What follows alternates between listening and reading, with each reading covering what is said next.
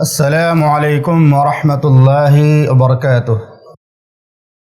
الحمد للہ رب العالمین وبہ نستعین والصلاة والسلام علی اشرف الانبیاء والمرسلین نبینا محمد وعلی آلہ وصحبہ اجمعین وعلی جمیع من تبعہم بإحسان الی یوم الدین، اما بعد۔ معزز و محترم سامعین اکرام، دینی اور اسلامی بھائیوں،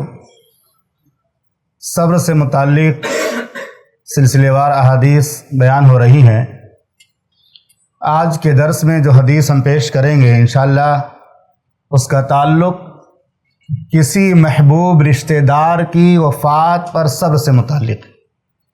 انسان دنیا میں زندگی گزارتا ہے، اس کے بہت سارے محبوب رشتہ دار ہوتے ہیں، قرابت دار ہوتے ہیں، تو خاص طور سے اپنا کوئی قریبی ہو، جیسے باپ ہے یا ماں ہے یا بھائی ہے، ان لوگوں کی جب وفات ہوتی ہے تو انسان کو بہت زیادہ غم لاحق ہوتا ہے۔ ایسے موقع پر صبر کرنا ایک مومن کی شان ہے۔ حدیث نمبر 28 ہے ہمارے سامنے، جس کے راوی انس بن مالک رضی اللہ تعالیٰ عنہ ہیں۔ وہ بیان کرتے ہیں کہ جب محمد الرسول اللہ صلی اللہ علیہ وسلم بہت زیادہ بیمار ہو گئے، لما ثقل النبی صلی اللہ علیہ وسلم جعل یتغشاہ القرب، اور اضطراب اور بے چینی آپ پر بہت زیادہ چھا گئی، اور فاطمہ رضی اللہ تعالی عنہا نے آپ کی بے چینی کو دیکھ لیا۔ جو بیٹی ہوتی ہے وہ باپ سے بہت قریب ہوتی ہے، اس کے درد کا اس کو بہت احساس ہوتا ہے۔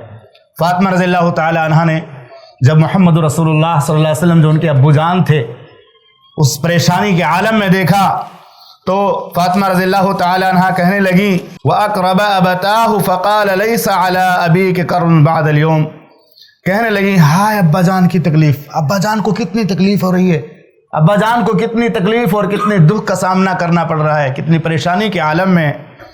محمد رسول اللہ صلی اللہ علیہ وسلم نے اپنی بیٹی کو تسلی دیا۔ فاطمہ رضی اللہ تعالی عنہ کو تسلی دیتے ہوئے آپ نے کیا فرمایا؟ فرمایا لیس علی ابیک کرب بعد اليوم، کہا اے میری بیٹی، میری لخت جگر سن لے، آج کے بعد سے تیرے ابو جان پر تکلیف کا کوئی دن نہیں آئے گا۔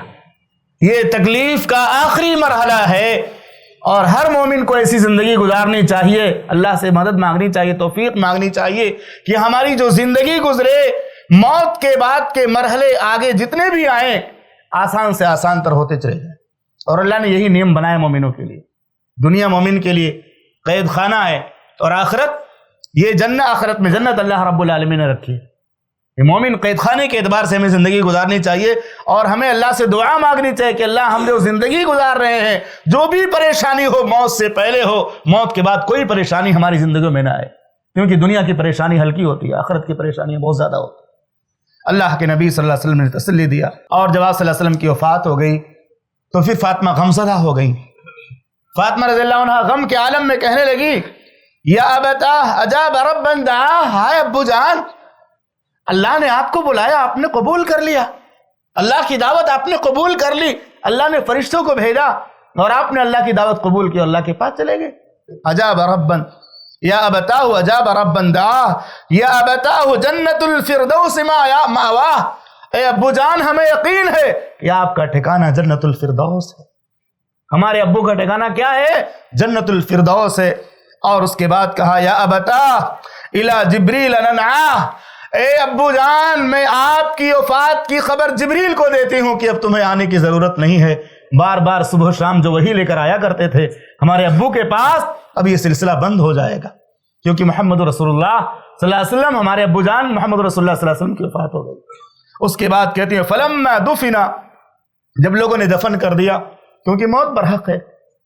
موت کا کوئی انکار نہیں کر سکتا، جب صحابہ اکرام نے دفن کر دیا تو پھر غمزدہ ہوئی،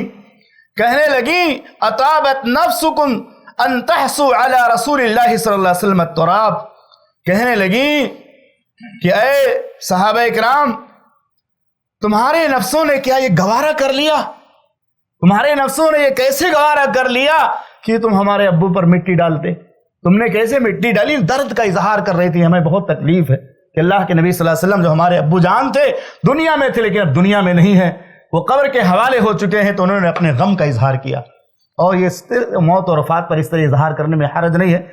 اللہ ہے کہ اس میں آدمی بہت زیادہ غلو کرے، بہت زیادہ چیخے اور چلائے، اور بہت زیادہ جو ہے مرنے والے کے اوصاف کا تذکرہ کرے۔ تو اس حدیث سے سب سے پہلی بات یہ معلوم ہوتی ہے کہ انبیاء کی زندگی میں اور ان کی وفات کے وقت انہیں بہت زیادہ آزمائشوں سے گزرنا پڑتا ہے، زندگی میں بھی نبیوں کی اور ان کی وفات کے وقت اور لوگوں سے زیادہ آزمائش ان پر آتی ہے، اور یہ ان کے لیے بلندی درجات کا باعث ہوتا ہے، اللہ ان کے درجات کو اور زیادہ بلند کرتا ہے۔ دوسری باتیں معلوم ہوئی کہ موت کے وقت جو تکلیف ہوتی ہے اس کا اظہار حد میں رہتے ہوئے کر سکتے ہیں، جیسے کہ فاطمہ رضی اللہ عنہ نے کیا کہا، ہائے ابا جان کی تکلیف، کچھ نہیں کہا، اتنا ہی کہا ہائے ابو جان کی تکلیف، ہائے ابو جان کی تکلیف، کوئی اور جملہ نہیں نکالا اپنے زبان سے غلط، جیسے کہ محمد رسول اللہ صلی اللہ علیہ وسلم کی گود میں آپ کے بچے ابراہیم کی وفات ہوئی تو اتنا ہی کہا اے ابراہیم، اتنا ہی انہوں نے کہا نبی صلی اللہ علیہ وسلم نے، اے ابراہیم ہم تیری جدائی سے بہت غمزدہ، ہم وہی بات بولیں گے جس سے رب راضی ہو جائے، اللہ کو ناراض کرنے والی کوئی بات نہیں بول سکتے، اللہ کا فیصلہ ہے۔ تو موت کے وقت جو تکلیف ہوتی ہے حد میں رہتے ہوئے اس کا اظہار کر سکتے، اس میں کوئی حرج کی بات نہیں ہے۔ اور اسی طرح سے فاطمہ رضی اللہ تعالیٰ عنہ نے جو یہ کہا کہ تمہارے نفسوں نے کیسے گوارا کر لیا کہ ہمارے ابو پر مٹی ڈالتے، یہ انہوں نے درد کا اظہار کیا تھا، انہوں نے انکار نہیں کیا تھا کہ ایسا کرنا غلط ہے۔ شریعت میں تو ہر آدمی کے لیے وہی رول ہے کہ میت کے مرنے کے بعد بھی مسلمان کو دفن کر دیا جائے، تو وہ دفن کا انکار نہیں کر رہی تھی لیکن درد کا اظہار کر رہی تھی، ان کو جو درد اور تکلیف کا احساس ہو رہا تھا اس کا اظہار کر رہی تھی۔ اسی طرح سے انبیاء کرام اور ان کے متبعین کی آخرت کی زندگی دنیا سے بہتر ہوتی، میں نے بھی ذکر کیا کہ ایک مومن اگر صحیح زندگی گزارے ایمان اور عمل صالح کی تو مرنے کے بعد ہی بشارت اس کو مل جاتی ہے، اس کے بعد سارے مراحل اس کے آسان ہو جاتے ہیں، جو ہمیشہ کی زندگی اس کی بن جاتی ہے۔ اس لیے اللہ نے فرمایا تم لوگ دنیا کی زندگی کو ترجیح دیتے ہو اور آخرت ہمیشہ باقی رہنے والی اور سب سے بہتر زندگی ہے۔ اور اسی طرح سے لیس علی ابیک کرب بعد اليوم، اس سے پتہ چلتا ہے کہ دنیا یہ مومن کے لیے آزمائش ہے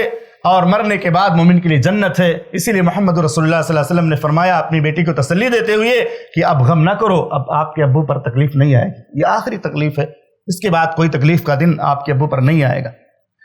ابن عثیمین رحمہ اللہ فرماتے ہیں کہ حدیث اس بات کی واضح دلیل ہے کہ محمد رسول اللہ صلی اللہ علیہ وسلم بھی بشر تھے،